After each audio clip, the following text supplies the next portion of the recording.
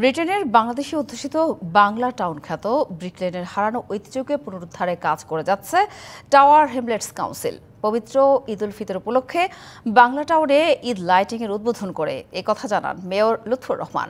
এ সময় বাংলাদেশি সহ বিশ্বের নানা প্রান্ত থেকে আসা পর্যটকদের জন্য ব্রিকলেনকে আরও উন্নত করা হবে বলে জানান কাউন্সিলররা। বাংলা টাউনকে তার পুরনো রূপে ফিরিয়ে এনে সকলের কাছে আবারও আকর্ষণীয় করে তুলতে বিশেষ বিনিয়োগের কথাও তুলে ধরেন মেয়র। এর পাশাপাশি মান উন্নয়নে বাংলাদেশি কমিউনিটির সবাইকে এগিয়ে আসার আহ্বান জানান তিনি।